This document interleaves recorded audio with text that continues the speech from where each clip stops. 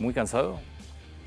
Mira, la verdad es que si bien a nosotros nos demanda mucha exposición física, porque lo que no tenemos en determinados recursos lo tenemos que compensar con mucha exposición y con mucho ponerle el cuerpo, es cierto que eso se vuelve muy demandante, pero también lo que es la manifestación de afecto por parte de la gente es como que es una inyección anímica enorme. Porque es la primera campaña que hacen tanto Bullrich como Massa vienen participando en muchas campañas, no como candidatos a presidente. Bueno, Sergio, sí. Vos es la primera campaña que haces a nivel nacional. Sí, y pasan cosas que te llenan y que te dan mucha fuerza. Nosotros, qué sé yo, veníamos de hacer Corrientes, había sido una cosa impresionante y parecía difícil de superar. Y vamos a Salta y van 60.000 personas. Era bajamos del aeropuerto y eran 3 kilómetros de personas esperándonos. La verdad es que entonces todo ese esfuerzo es como que tenés la sensación de que vale la pena. Y bueno, hoy hacemos el cierre en el Movistar Arena. Digamos, arranca todo a partir de las 7 de la tarde. Va a estar Alberto Venegas Lynch, hijo, haciendo una introducción. O sea, no es que va a estar en video, va a estar físicamente. O sea, con lo cual son todas cosas que hacen que valga la pena. Te meto ya en temas. El gobierno anunció a partir del 20 el quite de voluntario de subsidios del transporte. Y ayer Giuliano, el ministro de Transporte, dijo que todos los votantes de Milei no deberían entrar en ninguna contradicción y adherirse voluntariamente al retiro, porque Milei está planteando sacar los subsidios al transporte. Creo que, me parece que Patricia Bullrich también, una cuestión casi numérica. ¿Qué pensás? Que en realidad, con todos los impuestos que vos pagás, o sea, en la medida que vos podés minimizar tu carga impositiva, vos tenés que hacer, digamos, mira, esta es la misma tontería que cuando te dicen, no, bueno, pero si vos estás a favor de las ideas de la libertad de Milei, no podrías ir a la universidad pública o no podés ir a un hospital público. ¿Por qué no? Si lo estoy pagando vía los impuestos. ¿Por qué? Digamos, o sea, tengo la obligación de pagar y si tengo el derecho de usarlo. Me parece que ahí hay un problema de concepción equivocado. O sea, ahora lo que sí tenés un problema es en el diseño de política macroeconómica, que te genera un déficit enorme, que está en 4 puntos, va camino a 5 y vos lo tenés que corregir. Entonces, pero esa chicana barata de politiquero de cuarta... O de Milei nada. Milei gana la elección. ¿Qué pasa con los subsidios? ¿Hay que pagar 700 pesos el colectivo, 1.100 el tren? A ver, nosotros lo que decimos es que los subsidios tienen que ser eliminados. Pero una de las cosas que nosotros explicamos, y a mí hasta me sorprende porque hasta los economistas lo repiten mal. O sea, ni siquiera entienden bien lo que nosotros decimos es, vos tenés que eliminar los subsidios, pero recalibrando la ecuación económica financiera del contrato. La ecuación económica financiera del contrato, para decirlo fácil, es que tu retorno, el retorno que tiene tu inversión, sea superior a tu coste de oportunidad, o sea, la tasa de interés que cuesta financiar el proyecto, por decirlo de alguna manera. Eso hace que cuando el contrato cumple esa condición, quiere decir que a vos se te está retribuyendo toda la inversión que hiciste y se te está reconociendo como parte del costo el retorno. Eso para el empresario. Sí, bueno, pero eso tiene consecuencias en términos reales y en términos de servicio. Ahora, ¿qué es lo que pasa? Vos lo podés hacer como lo hizo Aranguren, que lo cargó todo sobre el precio y causó un desastre. Entonces, y eso no te lo resiste la demanda. De hecho, la propia Corte Suprema de Justicia, eso no te lo permite. Esto es muy importante. Es decir, no te va a permitir ese tipo de ejercicio. Le falló en contra a Aranguren en su momento. Exactamente. Entonces, nosotros lo que proponemos es otra forma de trabajar esto, porque eso es un flujo de fondo. Entonces vos podés trabajar en incrementar los ingresos, pero también podés trabajar muy fuertemente en bajar los costos. Por ejemplo, una de las cosas que te incrementa el flujo de fondos fenomenalmente es ponerle, yo te elimino el impuesto a las ganancias reinvertidas. Eso en términos de caja es fenomenal. tu flujo de fondos mejora fenomenalmente, aun cuando vos no toques el precio. Es decir, o lo vamos a poner en estos términos para que, para que sea más fácil. Suponete que yo tengo el contrato equilibrado, que mi retorno está en línea con la tasa de interés de descuento. Ahora yo te hago esa mejora que te digo, no te cobro impuesto a las ganancias reinvertidas. Con lo cual tu flujo de fondos crece fenomenalmente. ¿Vos qué podrías hacer en ese contexto? Bajar el precio. Bajar el precio. Bueno, como los precios están muy atrasados, esto te permite que suban menos. Otras cosas que vos podés hacer es permitirle a las empresas que se apalanquen más. Eso lo que hace es bajar el costo de oportunidad y consecuentemente hace que el impacto en precios sea menor. Le podés reprogramar las inversiones. Podés hacer que esas inversiones que va a hacer, armarle un esquema de garantías para que sean más baratas. Entonces, cuando vos haces todo eso, el residuo que te queda para poner el precio es mucho menor. Y si además vos en esto estabilizás la economía, no tenés por qué cargarlo todo adelante, podés cargar un sendero de precios. Entonces, eso lo que hace es minimizar el impacto sobre el bolsillo de la gente. Pero al mismo tiempo pone en equilibrio la ecuación económica financiera de la empresa y eso le permite invertir. Está bien. Ahora, traducido para la persona que toma 3 colectivos por día. ¿Qué va a pasar con el precio del boleto? Porque todo esto, primero, tampoco es de un día para otro. No. Todos estos beneficios para la empresa que vos planteás. Sí, pero vos se lo planteás hoy y la empresa mira hacia adelante. ¿Qué pasa con el usuario? Con el que paga hoy 55 pesos y le están diciendo, mirá que si quitamos los subsidios se va a 700. No, pero eso es porque hacen la cuenta del modo brutal. De vuelta. A ver, cuando vos tenías lo hago cuando pasó con lo de Aranguren, tenías una diferencia de 15-1 en precios. Y si vos lo hacías como nosotros sugeríamos, aumentaba 100%. O sea, multiplicabas por 2, no por 15. ¿Me comprendés?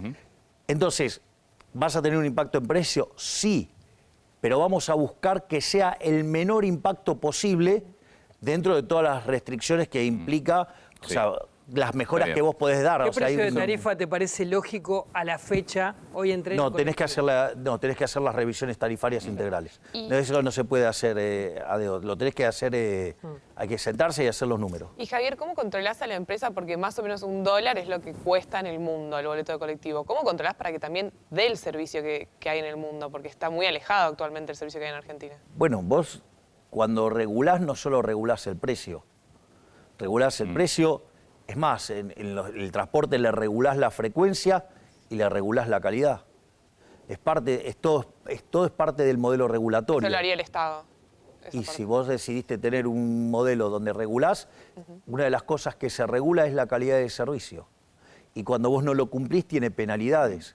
El problema es que Argentina, por ejemplo, vos en electricidad eso lo tenés. Y si tenés un corte, la empresa tiene una penalidad. Sí, una multa. Claro, pero ¿qué es lo que pasa? Todas las condiciones de mejora de la calidad del servicio, ¿qué pasa? Cuando vos le apretaste la tarifa, van corrigiendo. Es decir, lo que te hace una empresa, todos son iguales en esto, te van a defender la caja. Entonces, si vos no le das tarifa, te van a defender la caja de alguna manera y te van a licuar la inversión de alguna manera. Cuando, digamos, la tragedia de Once, ¿de quién es la culpa? Es del Estado. Sí. ¿Por qué? Porque no le da tarifa, la empresa defiende la caja, el Estado... Y no controla el Estado. El Estado no controla porque sabe que no le está dando tarifa y después aparece el siniestro. Y después todos lloramos, pero en realidad eso es parte del mismo contrato. El mismo contrato mira los precios, mira las cantidades y mira, es más, y te mira los costos también. Para el usuario entonces, vos lo que me decís es, yo, administración pública, sí o sí voy a bajar los subsidios porque no puedo seguir con esos subsidios. Exactamente. Ahora, para el usuario, ojo con la tarifa, no va a ser lo que están diciendo. Vos le vas a dar beneficios a las empresas para que mejoren las ganancias y no suban la tarifa. Exactamente. Bien. Darles mejoras a las empresas en el flujo de fondos, pero sin que implique estar tocando el precio. Está bien. Ahora, esas mejoras tienen un límite y cuando vos las agotaste, el residuo es el precio. Pero lo que tiene que quedar claro es que la suba de precios no es todo el efecto, sino que es solo el residuo después de aplicar un montón de mejoras. Y cuando te saturaste todas las mejoras... Está bien, pero digo, llega mi ley el 10 de diciembre y el 11 suben los precios. No, tenés que sentarte y es todo un proceso de estudio. También de equilibrio de salarios, ¿no? Me imagino, en ese sentido. Bueno, pero eso va también... todo un poco atado. Pero en el fondo, cuando vos estudiás la dinámica del contrato, también está la demanda metido ahí adentro. Entonces, vos no podés llevar el precio a cualquier lado si no te lo puede resistir la demanda. Es decir, ¿de qué me sirve a mí poner el precio en la estratosfera si la demanda es cero? O sea, con lo cual es un desastre. Ahora, eso en los colectivos. ¿Los trenes que son del Estado? Mirá, no podemos seguir con estos niveles de déficit. Es decir, no podés tener estos niveles de déficit. Y la realidad es que es un oxímoron tener un Estado empresario, porque no cumple el rol de un empresario. Entonces, la realidad es que debería correrse el Estado del medio, porque la verdad que cuando lo hace el sector privado lo hace mucho mejor. O sea, los trenes deberían ser privados. Sí, absolutamente. De hecho, cuando teníamos el mejor sistema ferroviario del mundo era inglés. Sí, sí. Pasa, la experiencia privada con el kirchnerismo de por medio no terminó siendo buena con el final, ¿no? Pero con el kirchnerismo nada es bueno porque son unos corruptos. Es decir, y además, ningún modelo regulatorio soporta la estupidez y soporta el populismo. Ese es el problema. A ver, no hay tal cosa como un almuerzo gratis, te decía Milton Friedman. Las cosas tienen un costo, entonces vos lo tenés que pagar. Creer que vos podés tener un servicio y no lo vas a pagar es bastante ingenuo. Lo vas a pagar de alguna manera u otra. O lo vas a pagar con emisión monetaria y por ende con inflación, o lo vas a pagar con otros impuestos, o lo vas a pagar en deterioro de la calidad del servicio. No hay nada tal cosa como un almuerzo gratis. Entonces, ahora, eso conceptualmente, lo que hay que buscar es la forma que se minimice el impacto negativo sobre la gente. Ese tipo de cuestiones sí las ves de entradas, ¿no? Una privatización tal vez del sistema de transporte o del tema de trenes. No, es que vos lo primero que tenés que hacer es poner las cuentas en orden, los contratos en orden, porque si no, no valen nada. Si vos no lográs poner la ecuación económica financiera del contrato en caja, el problema es que vas a estar rematando esa empresa, la vas a estar regalando. Entonces, por ejemplo, nosotros ¿qué decimos? Nosotros decimos, por ejemplo, YPF tiene que ser privatizada. Ok, pero primero tenés que separar los negocios, porque ahora tiene un montón de otros negocios que no son el propio negocio de YPF. Y además tiene un problema. O sea, cuando se nacionalizó la empresa, de ese momento a hoy perdió el 90% del valor. Sí, de hecho hoy el juicio es por 16.000 millones, hoy debe valer 2.000, 3.000 millones, no sé cuánto vale YPF. Entonces, ¿qué es lo que quiero decir? Vos no vas a salir a venderla hoy. Entonces, como, por ejemplo, nosotros en nuestro plan energético, tanto ENARSA como YPF tienen un rol para la transición. Pero en esa transición, cuando vos racionalizás esa estructura y la ponés en valor, después podrías privatizarla. Si no es regalarla. Entonces, me parece que estos temas son temas, que son muy complicados y que quizás no lo explico fácil, pero hay que tratarlos con mucho cuidado. Estuviste acá antes de las PASO. De ese momento a hoy, si tuvieras que definirme la Argentina, como te pregunté, ¿cómo está hoy con respecto a las PASO? Cada día está peor Argentina. Y el mejor indicio lo tenés en términos de inflación. A ver, si yo tomo la inflación de los últimos 12 meses, estoy en torno al 130. Pero si yo tomo los últimos 2 datos y los anualizo, yo vengo viajando arriba del 300. Si miro alimentos, vengo arriba del 400. Si miro mayorista, vengo arriba del 600. Y no es solamente este problema de la aceleración inflacionaria. Tengo un problema que muchos no están acostumbrados a ver, lo que es el sobrante monetario. Cuando vos tenés control de capitales, vos te sobra el dinero y querés comprar dólares, por decirlo de alguna manera, y no podés. Entonces te quedan muchos pesos en la economía y eso genera inflación reprimida. Ahora, el sobrante que vos tenés hoy es equivalente al que tenías en el Rodrigazo. Pero la demanda de dinero de equilibrio, por decirlo de alguna manera, en ese momento era 10 y vos tenías 15. Hoy el problema es que vos tenés 10 y la demanda de dinero de equilibrio es 5. Con lo cual, relativamente, estos 5 puntos es mucho peor que el Rodrigazo. Después... Traducime eso en nuestro lenguaje de la calle. A ver, el Rodrigazo cuando Rodrigazo, estalló... uno recuerda a Rodrigazo por un brutal aumento de precios. 1975, digo. para Exacto, ubicar. 1975. ¿Qué pasó? Se te multiplicó por 6 la tasa de inflación. Entonces, si yo tomo al ritmo que viaja hoy, 300, ¿no? Multiplico por 6, me voy a 1800. Es una hiper. Sí, aparte vos sabés cómo es, salía a Jactaes, o sea, abriste la caja de Pandora. Entonces, y el problema más grave es el problema social.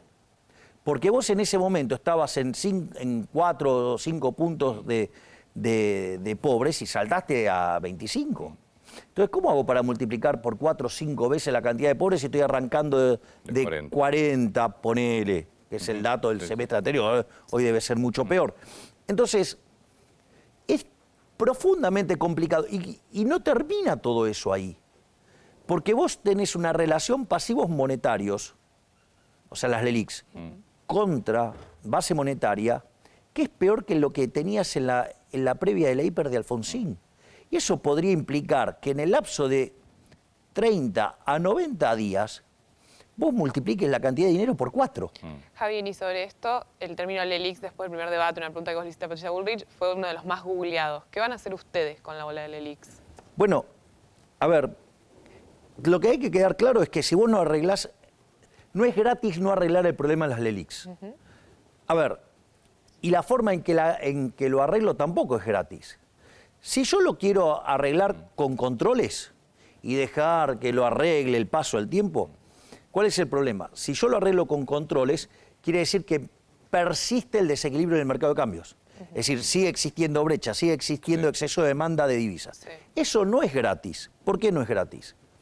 Porque implica un exceso de oferta en el resto de la economía. Quiere decir que en el mercado de bonos, el precio de los bonos se te cae, por lo tanto la tasa de interés es alta y tenés alto riesgo país. Sí. Eso se te va al mercado de bienes, se te descoordina el ahorro y la inversión, se te destruye la inversión, no generás puestos de trabajo, los que generás son de baja productividad, tenés un montón de problemas. No generás puestos de trabajo, los salarios son malos.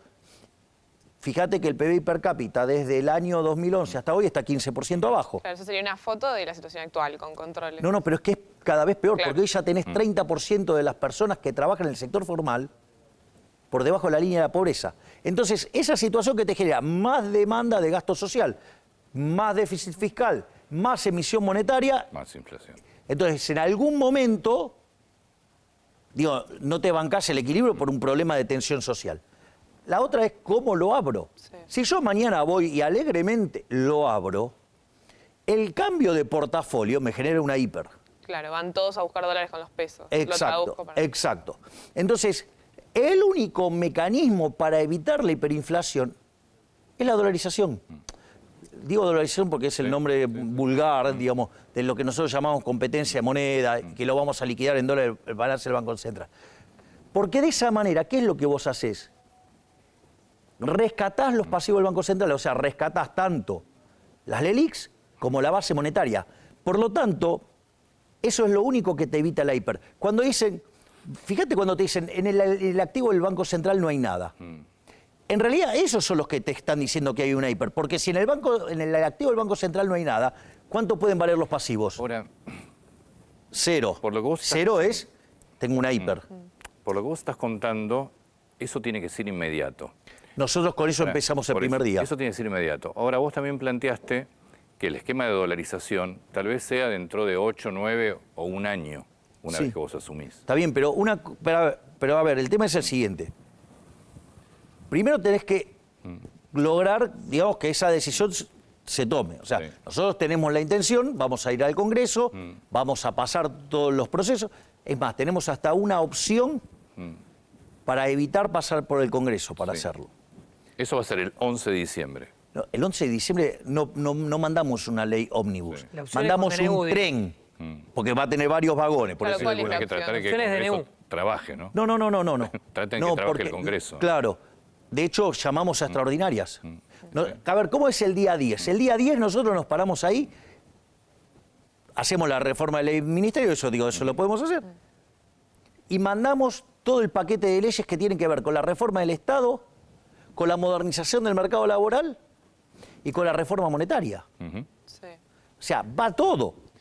Es decir, después hay secuencia. Y en el medio vamos a trabajar nosotros sobre el gasto público para poner las cuentas fiscales en orden. O sea, hay un montón de cosas con ¿Qué las va que a pasar estamos con lo trabajando. que no te aprueben? Con lo que no te das consenso para aprobar. Todo lo que no me aprueben lo voy a sobreexagerar en ajuste fiscal. Porque la madre de todos los males está en el déficit fiscal, está en el Estado. Si yo miro la historia argentina de los últimos 122 años, hubo déficit en 112.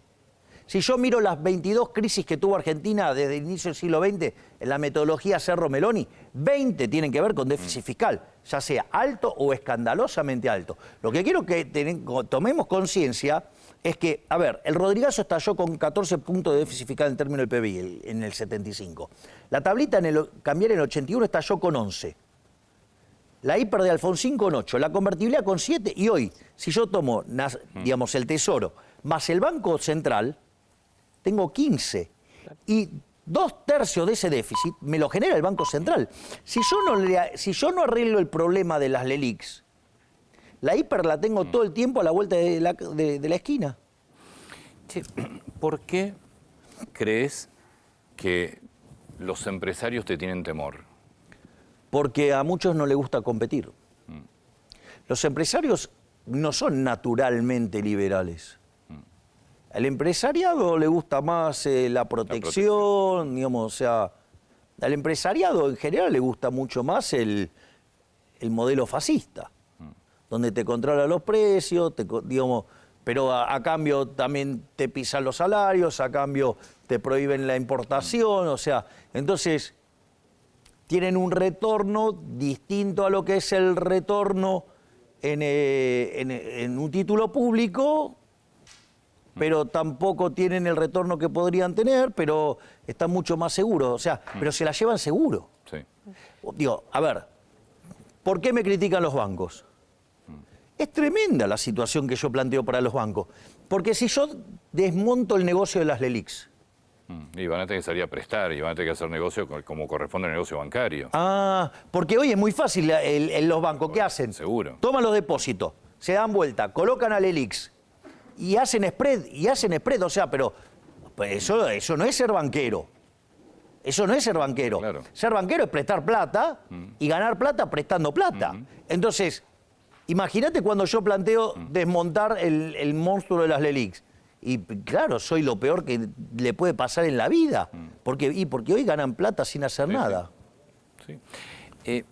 ¿Qué pasa cuando vos mandes todo este paquete, incluido el de reforma del mercado laboral, y lo tengas a Moyano, no sé, yo digo Moyano por Moyano, tengas a la CGT en la calle parándote el país? Yo no creo que va a ser un problema el sindicalismo. Un país que no lo pararon con 160% de inflación, no aclaremos.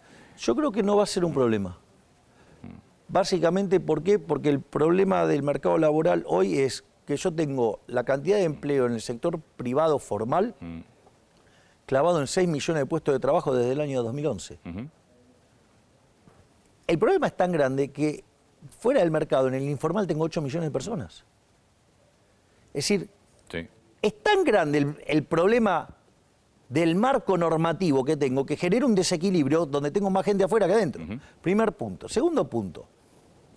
En este deterioro que tiene la macro y que donde la macro no crece y está estancada, los salarios además van por atrás y eso lo que hace es limar las bases del sindicalismo, con lo cual el modelo de negocio, si vos querés, del sindicalismo está en jaque. Es decir, entonces, si no cambian, van a perder todo a manos de la izquierda y eso va a ser un problema, no solo para los sindicalistas, también para los empresarios y para la gente. Dicho esto, lo que nosotros estamos proponiendo es un modelo de modernización del mercado laboral yendo a un sistema de seguro de desempleo, como el que tiene la UOCRA, Claro. pero con mayor profundidad financiera. Pregunta, si hay un modelo que funciona, si la gran mayoría de los sindicalistas, salvo uno solo, todos entienden que el modelo no funciona y que hay que ir a otro modelo y que ese modelo es el de la UOCRA, que es el que funciona. La pregunta es ¿por qué no nos sentamos y lo arreglamos? La pregunta es, dado esto, ¿con quién me recomendarías que me siente primero? Vos ya te sentaste con Martínez. Gerardo Martínez. ¿Y por qué?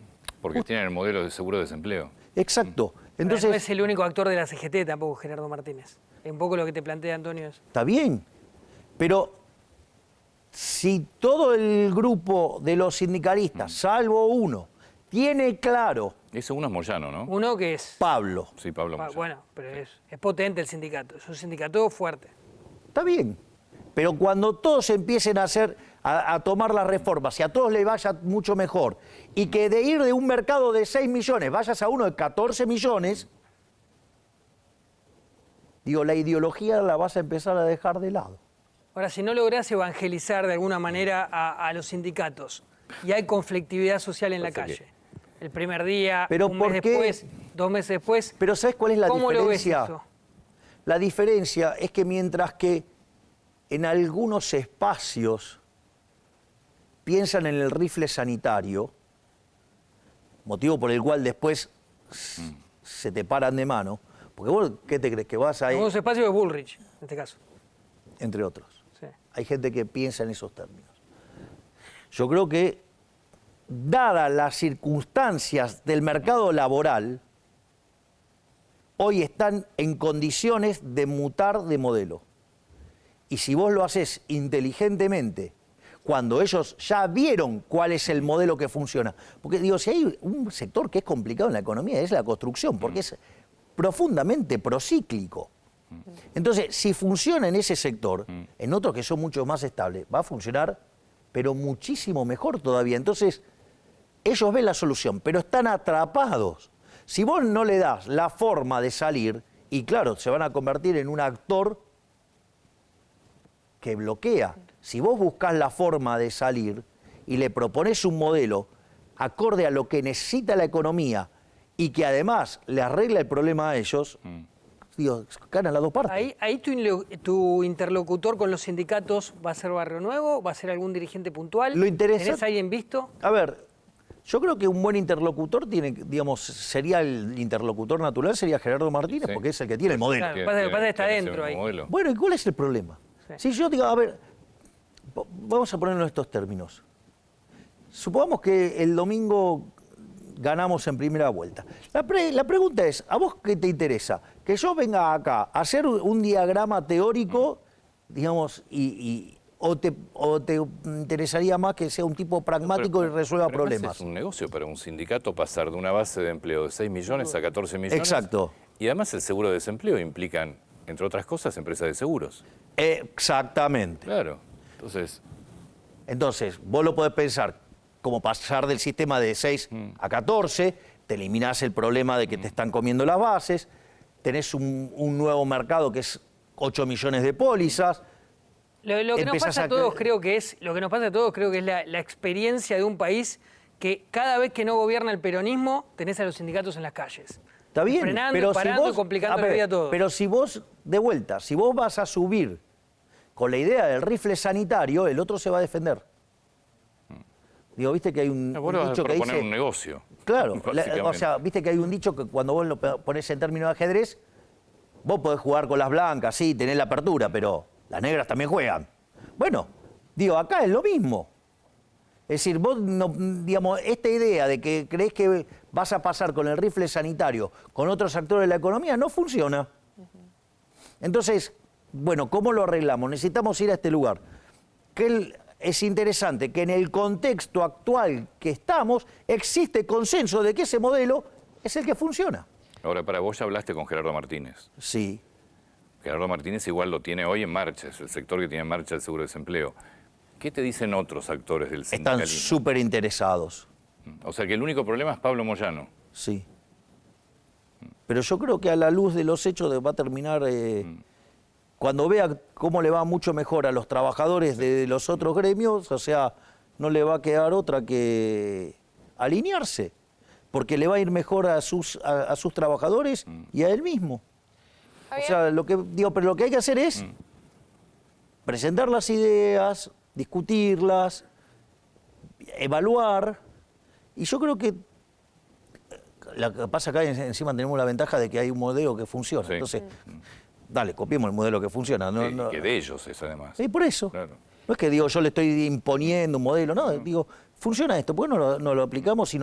Porque esto es muy importante, porque si nosotros somos exitosos en la estabilización de la economía, lo cual nosotros no solo digamos, estamos pensando en un ajuste fiscal, sino digo, todo lo que es la reforma monetaria, suele ser, digamos, en Argentina todos los programas de shock, todos fueron expansivos. Del 52 en adelante, salvo el del 59, todos fueron expansivos. Quiere decir que aumenta la actividad, que aumenta el empleo, que mejora el salario real al tiempo que baja la inflación. Si vos eso además después lo encadenás con un proceso de crecimiento, una de las cosas que te va a pasar es que vos vas a crecer mucho, pero además intensivo en mano de obra. Y se termina esta historia de que me tengo que poner a llorar en el aeropuerto porque se me van mis hijos. Javier, recién dijiste, imaginémonos que ganó en primera vuelta, sea ese el caso o quizás en un balotaje. Lo que está pasando mucho es que desde el lunes no se sabe qué va a pasar con Argentina. En ese caso, ¿vos te vas a sentar a negociar con el oficialismo? ¿Vas a llamar a Alberto Fernández, a Sergio Massa? ¿Cómo va a ser esa transición? ¿Qué tenés pensado? No, ellos tienen que terminar su gobierno. ¿Y qué pasa en un supuesto caso de renuncia, por ejemplo, a Sergio Massa? Problema del gobierno, que lo arregle el gobierno. Yo me tengo que focalizar, es decir, en cuanto a mí me dejen el país para comandarlo, yo me hago cargo. Ahí la consulta es si puede haber algún tipo de declaración, tal vez buscando calmar los mercados. Yo, digamos, devaluación que se puede imponer. Todas las reflexiones sobre qué es lo que hay que hacer, las he hecho. Y las he especificado para cada uno de los distintos escenarios posibles. Yo, digamos, mi tarea la hice, el día que me toque, voy y lo pongo en marcha. ¿Qué le decís a los que, porque es un tema constante, aquellos que te plantean desde el oficialismo, desde la otra oposición, que no tenés estructura? Bueno, lo primero es que si nosotros ganamos, va a haber un reordenamiento político. Es decir, va a ser un cimbronazo fenomenal para la política. Pensá que alguien que entró hace 2 años, 3 si vos querés, en política, y que en ese rango, digo, termina accediendo a la presidencia de la Nación, digo, eso es parte es mérito nuestro, pero parte también es de mérito de los que están. Digo, ¿por qué nosotros decimos una Argentina mejor es imposible con los mismos de siempre? Bueno, porque además pretenden, digamos, seguir haciendo lo mismo y que los resultados cambien. Bien, pero lo que te dice Bernardo es, Sí, de hecho, ayer creo que fue Mauricio Macri cuando pide Sí, lo dijo el votar a propio Patricia Bull, lo están diciendo sistemáticamente, pero nosotros vamos a tener 10 gobernadores, tenemos un bloque importante de diputados. ¿Y por qué no lo pararon ahora? ¿Cómo alguien que no tiene nada va a poder hacer algo? ¿Y por qué no lo pararon ahora? Digo, a ver, ya fracasó Juntos por el Cambio. Ya fracasó. Cambiemos fracasó. O sea, ya fracasó una vez. Y si vos te fijás, la gente que son los mismos que fracasaron con la Alianza. Es decir, es gente que lleva años fracasando siempre. Primer punto. O sea, con lo cual, la propuesta que me puede traer un conjunto de fracasados es otro fracaso. Punto 1. Punto 2. No solo eso, sino que los motivos por los cuales fracasaron siguen vigentes. Es decir, es esa estructura heterogénea, digo, donde unos miran para un lado, otros miran para el otro. Ahora, la pregunta es, fueron gobiernos, fracasaron y no los pararon y nos trajeron de vuelta al kirchnerismo. ¿Por qué van a hacer algo distinto? Si no están proponiendo algo distinto. Y no solo eso, que no solo que están más lejos de lo que tienen que proponer, sino que además, que hay un tema adicional. ¿Por qué no los pararon ahora? Digo, ¿por qué no pararon el tema de los jueces en el Senado? ¿Por qué no pararon un montón de cosas en el Congreso donde supuestamente ellos siempre te falta, no sé, se dieron cuenta que siempre falta alguno de Juntos por el Cambio que termina permitiendo que el kirchnerismo saque leyes aberrantes, sobre todo cuando va contra el bolsillo de la gente? Está bien, igual yo insisto con la misma pregunta porque es lo que están marcando todo este último tiempo. Bueno, no Llegás lo logran el 10 de ellos. diciembre. Está bien. Llegás el 10 de diciembre. Ese, buen punto, yo te lo tomo. Vuelvo al punto. Entonces lo que digo es, primero es que Juntos por el Cambio no es alternativa para parar el kirchnerismo porque no lo lograron y no lo hacen. Y muchas de las cosas pasan porque ellos les dan los acuerdos para que pasen.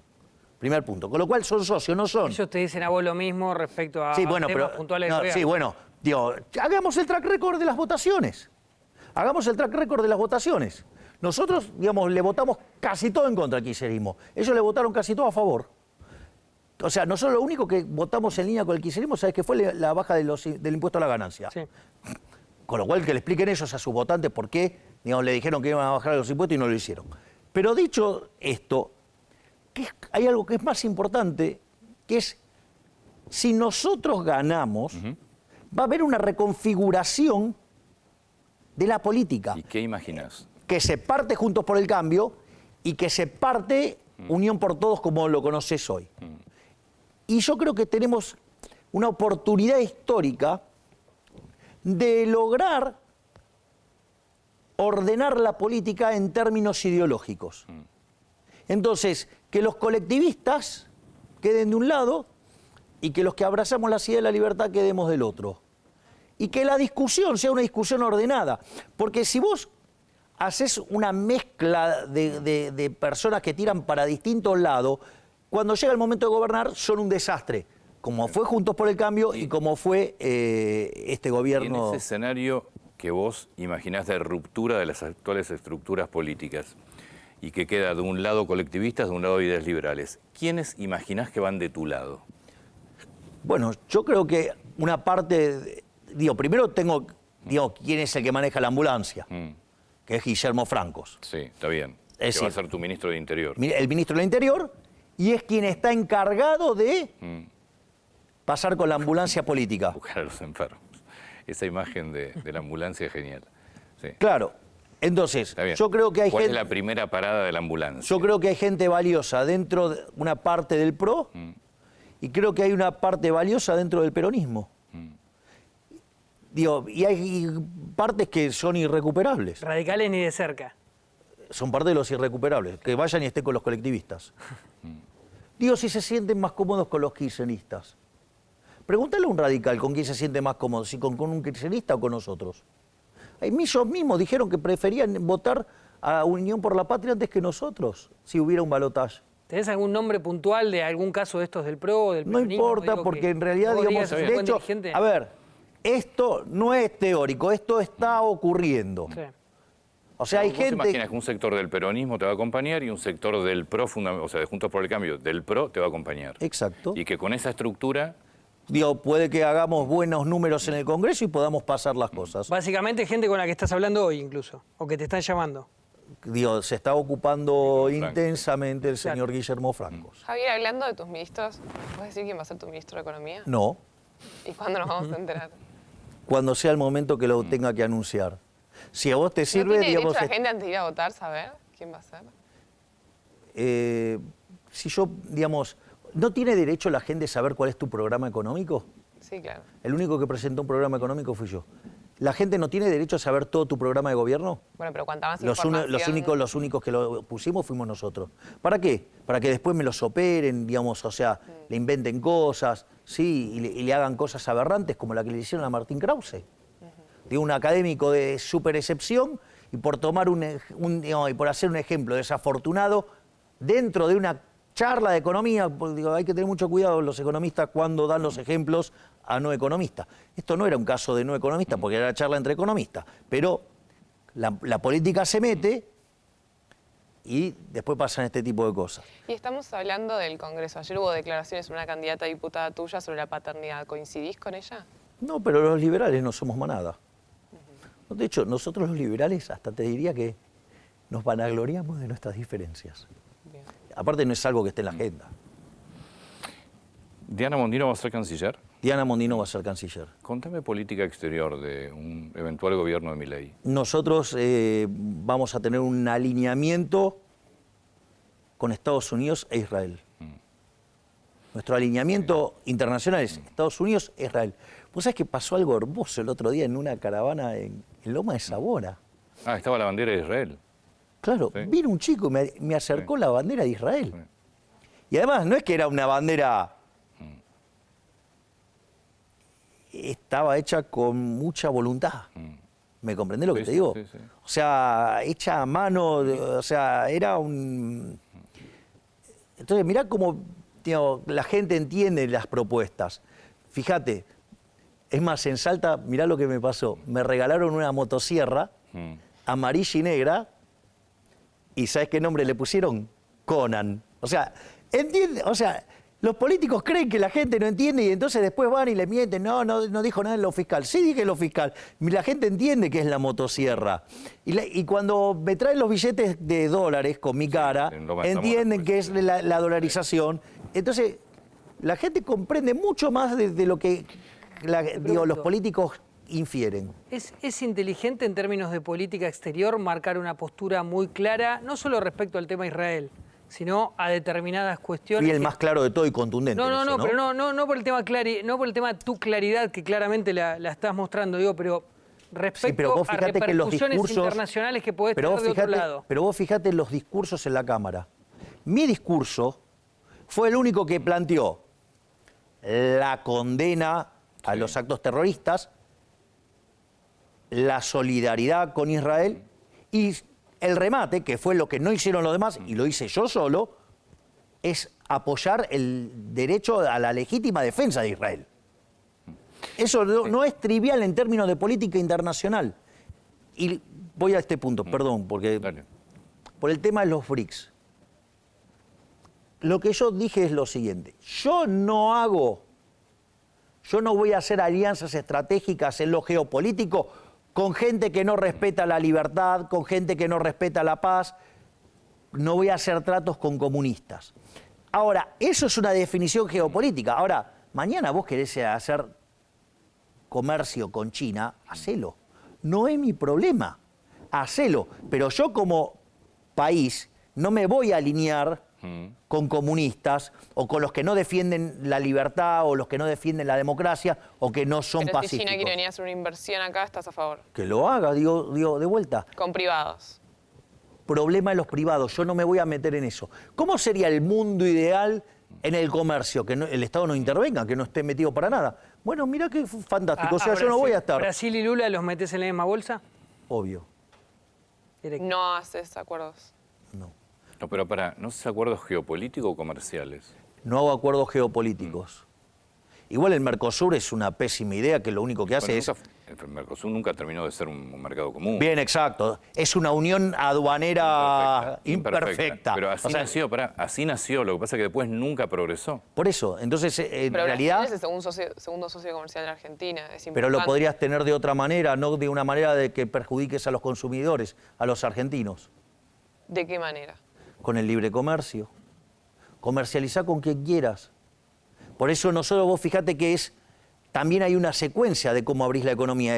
Primero te hago competitivo fiscalmente, te hago competitivo laboralmente, mientras tanto arreglo el problema monetario y cuando te nivelé la cancha para que puedas competir competir. Pero vos imaginás una Argentina negociando en forma bilateral y no en bloque con el Mercosur.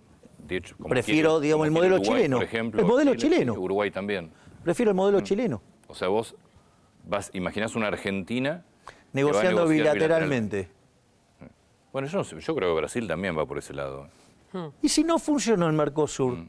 Pero de vuelta, podemos agarrar y ponernos en la posición hipócrita. Ay, es anticomercio. No, es anticomercio. Soy contra pro comercio. Pero lo que digo es, justamente, los acuerdos estos, los mercados comunes, las uniones aduaneras, es todo comercio administrado por el gobierno. Eso yo no quiero eso. Yo no quiero eso. Es decir, que vayan y lean a Rothbard entonces, A un qué productor opinaba digamos, de bajen esto. aranceles. Hay acuerdos que les pueden convenir a los privados argentinos. Pero el punto es, los acuerdos tienen que ser un acuerdo que favorezcan a 47 millones de argentinos. No Pero a... ahí puedes hacer un acuerdo bilateral también. Está bien, pero no sé si soy claro. Es decir, la política que vos fijes en lo comercial, si vos querés, nosotros no somos pro estar determinando la política comercial. Porque para eso te nivelo la cancha fiscal, para eso te nivelo la cancha laboral y para eso te nivelo... Claro, andá y competí. Andá y competí. O sea, porque si no es... ¿Por qué hay que elegir algún ganador? Porque elegir algún ganador, eso la cuenta la tiene que pagar otro. Volviendo al tema de Israel, para el Estado argentino hoy Hamas no es una organización terrorista. Para mí es una organización terrorista y que tiene que ser condenada y que tiene que ser perseguida y que no debería existir. No se negocia con los terroristas. Para mí son terroristas. Digo porque en una eventual presidencia tuya, una de las primeras decisiones a nivel cancillería Hamas es un grupo terrorista, igual que Hezbollah. Ahora vuelvo a la Argentina. ¿Tenés ya definido todo tu gabinete? Faltan las partes que todavía tiene que definir Victoria, que está trabajando con ello, que tiene que ver con la parte de seguridad y defensa. No, está bien, pero vos tenés 8 ministerios, ¿van a quedar? 8. Economía, Sí. infraestructura, capital humano, relaciones exteriores, seguridad, defensa, justicia y Ministerio del Interior. Esas 8 cabezas sí las tenés. Tengo 6. 2 es decisión de Victoria. Claro, depende de eso. Ah, está bien. Justicia, básicamente. No, seguridad y defensa. Seguridad y defensa, perdón. Está bien. Justicia es una persona que trabaja en sintonía con la Corte Suprema. Porque una de las cosas que nosotros queremos es ir a fondo en lograr la independencia del Poder Judicial. Una de las cosas que es aberrante, que ocurre hoy. El presupuesto se lo tiene que aprobar el jefe de gabinete. Sí, claro. Entonces te aprieta con eso a la Corte. Exactamente. Entonces, vos tenés otro modelo que es, por ejemplo, llevar el presupuesto al Congreso. Nosotros lo que queremos hacer es directamente estripiar el financiamiento. Es decir, que haya un financiamiento específico para la justicia y que se administre la justicia con la menor interferencia política posible. ¿Qué te parece el Consejo de la Magistratura como órgano? Digo, está recontrapolitizado. Como está hoy, no funciona. Sí. Digo, pero como concepto, imagínate que fuera ideal, ¿vos lo mantendrías como esquema? Porque es un órgano constitucional. Está bien, pero yo lo que quiero es que la justicia esté administrada por los jueces, no que estén metidos los políticos para toma y daca de sus contracaras de corruptelas. Sí. ¿Qué vas a hacer con un fallo de la Corte que le ordena a la Nación devolverle la coparticipación que le sacó a la Ciudad de Buenos Aires y devolverle, obviamente, retroactivo los fondos, que hoy no se cumple? Paréntesis, primera vez en la historia que un Poder Ejecutivo desoye un fallo de la justicia, pero bueno, está bien. Hay que cumplir. Digo, si estamos hablando de la institucionalidad se respeta y se acata los fallos. Si estoy hablando que quiero una Corte Suprema independiente, porque además... O sea, vos le vas a devolver los fondos obviamente, que ordena la justicia obviamente, en puntos y en lo que se adeuda. Obviamente, porque estuvo mal lo que le hicieron a la ciudad. Entonces, es más, el sistema de coparticipación argentino es profundamente injusto. La Constitución del 94 señalaba que había que determinar una nueva ley de coparticipación. No se hizo nunca. Bueno, nosotros tenemos propuestas para avanzar ahí. Porque esa Constitución del 94 que fija una nueva ley de coparticipación, vos tenés que aprobar primero en todas las legislaturas provinciales y después en el Congreso Nacional. Sí. Obviamente, imposible cumplimiento. Bueno, pero nosotros hemos descubierto algunas llaves legales para... ¿Cómo te imaginás una coparticipación diferente? Yo preferiría ir más a un sistema donde haya correspondencia fiscal. Es decir, una provincia produce más, recibe más. Sí, no, en realidad, digamos que sea, que haya correspondencia fiscal. Es decir, que vos querés gastar más, Sí. vas a tener que ir y cobrarle impuestos y tendrés que dar la cara con tus ciudadanos. Exactamente. Eso tiene, no solo que tiene la cuestión de que vas a ser muy cuidadoso, sino que además se termina esto de que los gobernadores se tienen que venir a arrodillar frente al presidente para que le tire algo. Está bien, pero te digo, caso Formosa, caso Chaco, si querés, que obviamente dependen de la coparticipación, como muchas provincias, dependen de la coparticipación. Bueno, pero eso sucede porque básicamente les permitió que haya tanto Estado que terminaron matando al sector privado. Y vos no podés vivir de parasitar. Entonces, lo que hay que encontrar es una forma para que salgan adelante. Y la forma para que salgan adelante es que se corra el Estado del medio. Cuando se corre el Estado del medio, todo florece. El Estado no es la solución, el Estado es el problema. Es decir, y el eje central de la decadencia argentina es el Estado. Javier, falta designar un juez en la Corte Suprema. Quedó vacante, nunca lo cubrió el kirchnerismo. Una jueza, en realidad, probablemente. ¿Lo tenés en perspectiva? ¿Es un tema que estás viendo? Sí, lo mismo falta un procurador también. Sí, también un puesto muy clave. Sí. Igual hay varios puestos clave, pero sí, lo tenemos en carpeta. ¿Y la Corte te parece bien de 5 miembros o imaginás más grande o con otra estructura? Yo voy a cubrir lo que tenga que cubrir, pero después una de las cosas que quiero es que la reforma del Poder Judicial la haga el propio Poder Judicial para que sean verdaderamente independientes. Es decir... No, pues si no está todo el tiempo la política queriendo meter un juez acá, un ministro de la Corte acá. Es así, funciona. Bueno, yo no quiero que sea así. Sí. Ahora, ¿por qué puedo hacer esto? Porque estoy limpio. No necesito, digamos, estar apretando jueces porque estoy sucio. Entonces, tenemos una oportunidad para justamente hacer un cambio de raíz también en la justicia. Una pregunta síntesis. Vamos a suponer que sos presidente. ¿Qué imaginas para todos los sargentos, para todos nosotros, a partir del 10 de diciembre, en cuanto, ¿cómo crees que va a ser el año? Porque yo imagino un año como muy duro. Mira, si hay algo que me ha caracterizado a lo largo de mi vida, y para los que me conocen en la vida pública, es que yo prefiero decirte una verdad incómoda antes que una mentira confortable. Nosotros, el 10 de diciembre, le vamos a explicar con claridad a todos los argentinos qué es lo que estamos recibiendo. Le vamos a explicar qué es lo que vamos a hacer y cómo vamos a tener que sobrellevar la transición. Digo, porque todos estos desastres no son gratis, en algún momento lo tenés que pagar. Tenemos que esperar una primera parte del año con mucha inflación, casi todos los economistas que vienen acá nos dicen eso. Todo depende de cómo vayas a resolver la cuestión monetaria.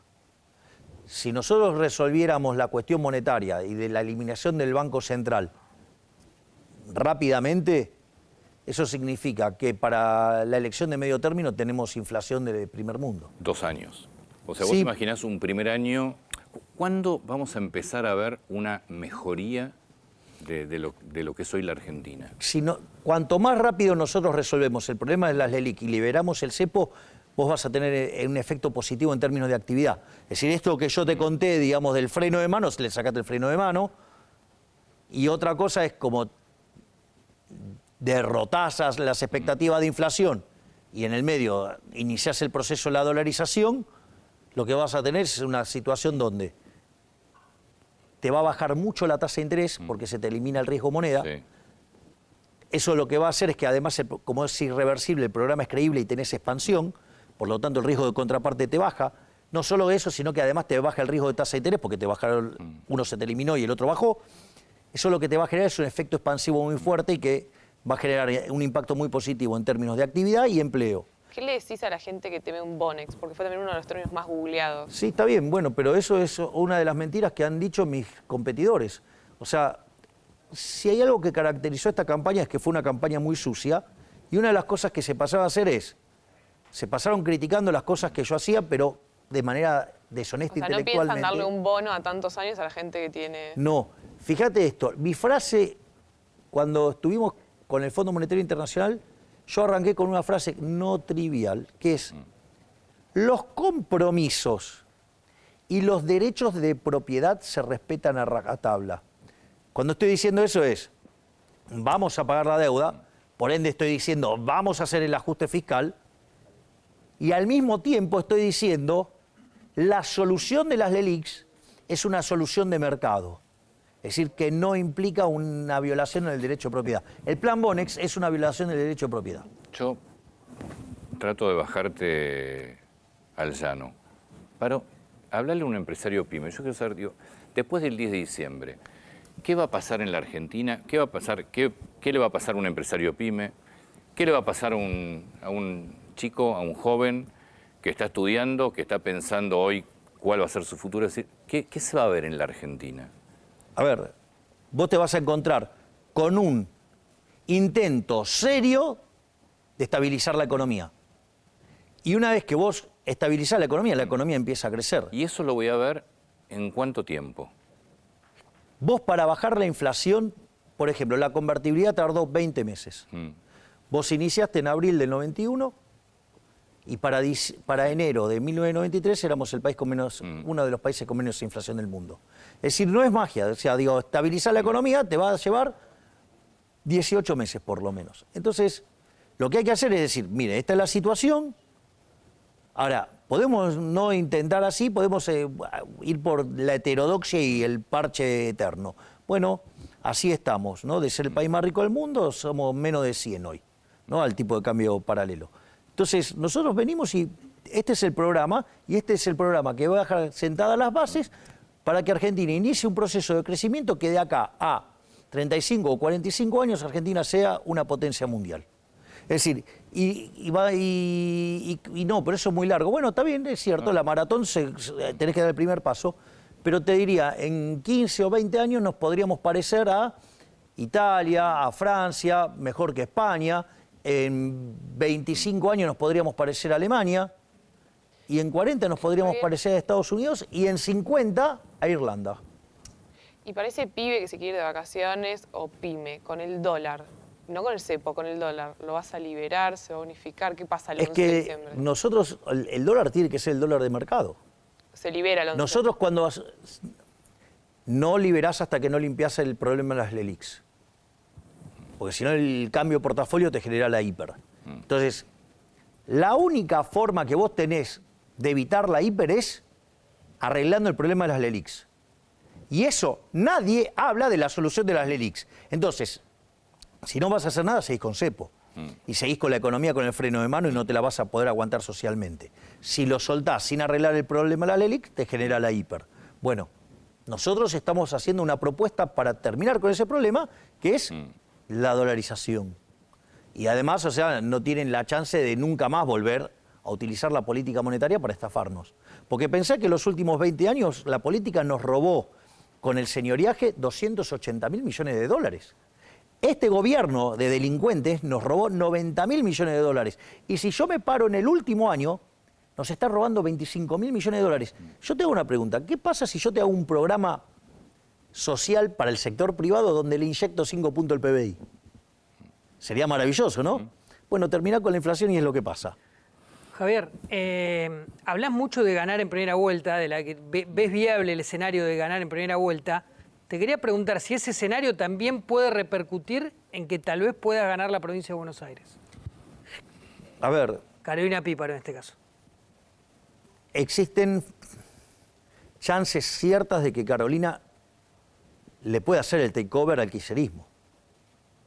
Existe la posibilidad de que Carolina Píparo sea la próxima gobernadora de la provincia de Buenos Aires. Está Grindetti en el medio también. Pero está atrás. ¿Lo ves atrás? Hoy, sí, funcional al kirchnerismo. Igual que Juntos por el Cambio. Sí. ¿No? Que viene tercero. En términos porcentuales, por eso te digo. Pero vienen terceros. Sí. Igual que Bullrich. O sea, son funcionales al kirchnerismo. Porque esa fue la lógica que históricamente usaron, ¿no? Que el tercero es funcional al kirchnerismo. Bueno, hoy los que son funcionales al kirchnerismo es Juntos por el Cambio. Hoy el vehículo para derrotar definitivamente y para que no vuelvan más los kirchneristas, es decir, ponerle la tapa al ataúd, es La Libertad Avanza. ¿Te imaginás en primera vuelta ganando? Mira, los números no están dando que ganamos en primera vuelta. Pero, si el error estadístico juega de nuestro lado, podemos ganar en primera vuelta. No les están dando, pero por muy poco. Exactamente, estamos cerca para ganar en primera vuelta. Entonces, si la gente va a votar, si fiscalizamos bien, y la gente se da cuenta que el vehículo para terminar con el kirchnerismo no es Juntos por el Cambio, es La Libertad Avanza, y entienden que la forma de terminar con el kirchnerismo es La Libertad Avanza, eso se manifiesta en votos, podemos ganar en primera vuelta y se terminó el kirchnerismo. No ves un escenario, entonces ves siempre un escenario contra el kirchnerismo compitiendo, no un eventual escenario de posible balotaje con Juntos por el Cambio. No, el rival a vencer es el kirchnerismo. Directamente. Javier, muchas gracias. Gracias, Antonio, gracias. Por favor. Gracias.